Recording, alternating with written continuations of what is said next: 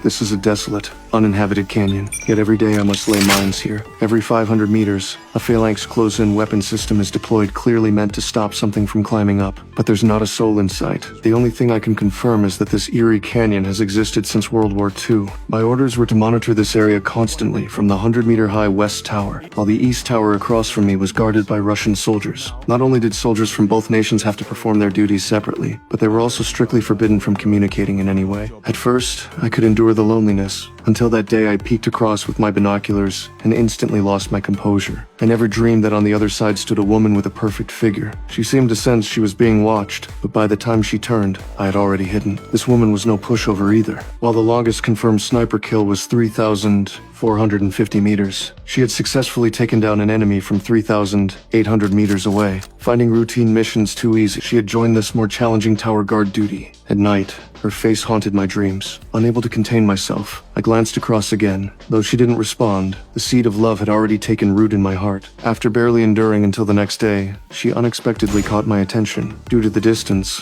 she wrote her message in a notebook.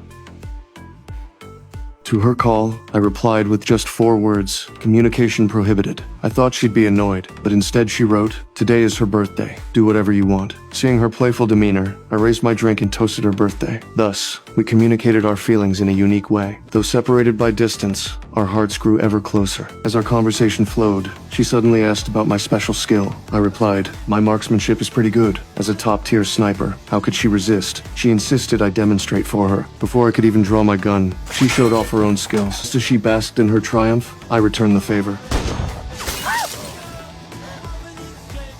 Not only did she not get angry, she placed the bottle on her head, signaling me to continue. The moment I aimed to fire, her expression shifted from surprise to terror. She gestured for me to look down in the darkness. Something was closing in. I quickly aimed my rifle into the depths of the canyon. When the first monster appeared, I finally understood what my superiors had ordered me to guard.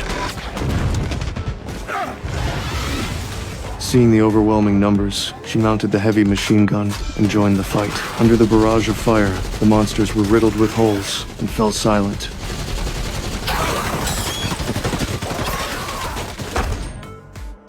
In an instant, just as we thought we were safe, an eerie sound came from her position. She took 2 steps back when a giant hand suddenly appeared at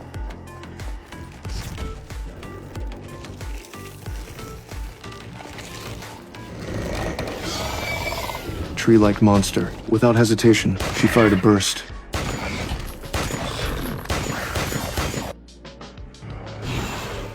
But the falling creature triggered an airborne mine. A deafening explosion sent shrapnel into her chest.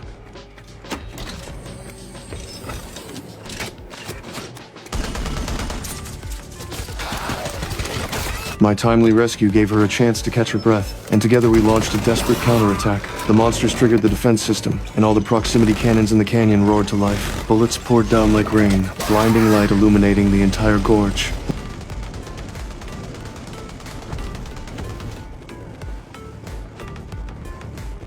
Only at dawn did the canyon finally fall silent. We had temporarily repelled the monsters, but we didn't realize this was merely the beginning of the nightmare.